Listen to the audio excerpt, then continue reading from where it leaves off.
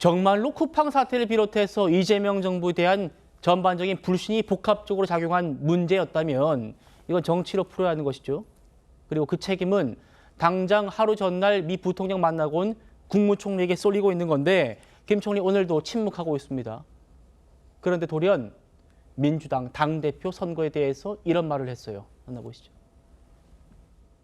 서울시장이 제 로망의 하나였던 것처럼 제가 민주당에서 성장했고 민주당을 사랑하는 사람이기 때문에 민주당의 당대표라는 건 굉장히 자랑스러운 일이죠. 그렇기 때문에 당연히 그런 로망이 있죠. 따져보면 제가 한 번도 정치인으로서 될 거라고 생각 못 해봤던 자리가 지금 하고 있는 자리입니다. 당연히 그런 데 대해서도 로망이 있고 그렇게 된다면 해보고 이렇게 당을 이런 방향으로 가도록 하는데 역할을 했으면 좋겠다는 생각이 있죠. 저는 잘 이해가 안 됐습니다. 현직 국무총리가 특정 정당의 대표가 되는 것이 로망이다 이렇게 공개적으로 발언해도 되는 것인지 그게 정치적 중립에 과연 위반되지 않는 것인지 저는 매우 의문스럽습니다. 그런데 김문수 총리의 여러 가지 행태들을 보면 총리란 자리가 당대표가 되기 위한 명함용이 아닐까, 사진 찍기용으로 간 것인가, 국익을 위해 간 것인가 매우 의심스럽다는 말씀을 드리지 않을 수가 없는 겁니다. 방금 보신 김민석 총리의 인터뷰요. 모레 촬영해서 어제 공개가 됐습니다. 조경 부위원장님, 미 부통령이 쿠팡 사태가 관세 협상에 영향을 줄 거다라고 얘기를 하고 아주 엄중한 상황이었는데도 이걸 지금 뭔가 간과했던 이유가 혹시 당대표 선거를 겨냥해서 외교를 자기 정치용으로 활용하는 자기 정치용, 경력 쌓기용, 당대표 선거 사진 찍기용 광고 아니냐 이런 얘기 야당에 나오나 봅니다. 어떻게 보십니까? 그렇게 보지 않습니다. 저 인터뷰는 미국에서 돌아온 직후에 그렇죠. 한 유튜브 언론과서 했던 거고요.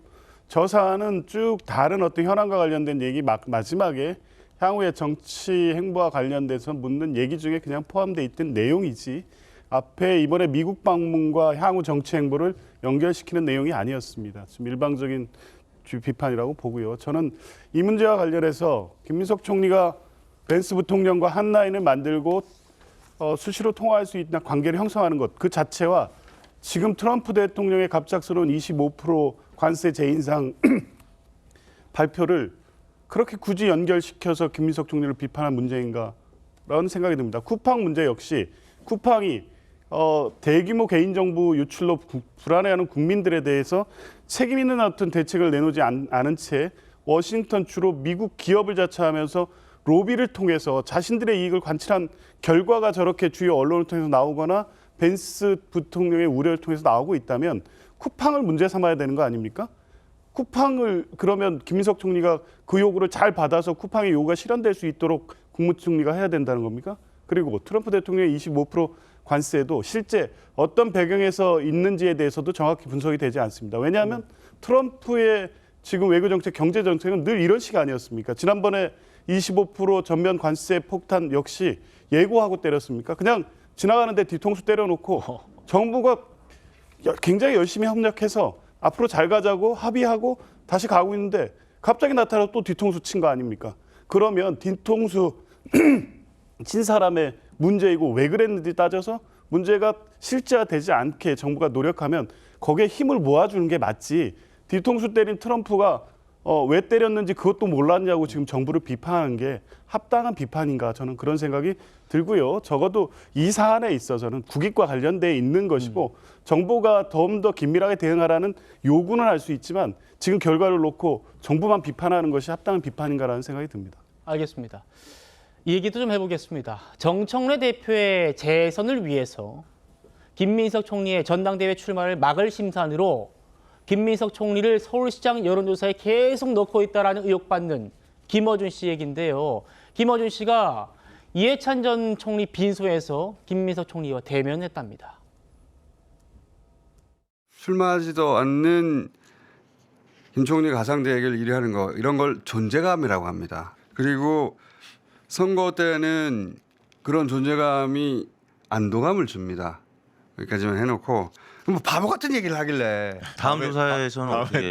그거는 제가 알아서 할게요. 빼달라고 요구하는 것도 자유고 넣는 것도 이쪽이 결정할 일이에요. 어제 이해찬 정용리 장례식에서 김민석 총리를 잠깐 만났거든요. 그래서 내가 너무 궁금해가지고 트럼프 왜 저러는 겁니까? 라고 물어봤더니 짧게 한마디만 했거든요. 하루 사이에 벌어진 일이다. 장례식장이라 더 이상 묻지 않았는데 요지는 사전에 그런 징후가 없었다는 얘기잖아요.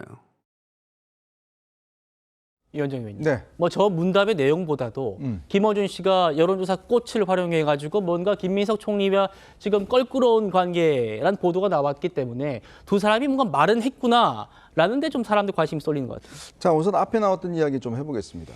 쿠팡은 개인 기업이에요. 미국 기업이에요. 쿠팡이 미국 정부에 로비한 건 당연한 거 아닙니까? 자기들 기업의 생존을 위해서 하는 건 당연하죠. 그러면 우리 정부는 그것이 아니다라는 것을 미국 정부 여러여러에 설명하는 게 정부의 책임 아닐까요? 그리고 정부가 아니 일반 국민이나 언론보다 모르면 어떡하나요?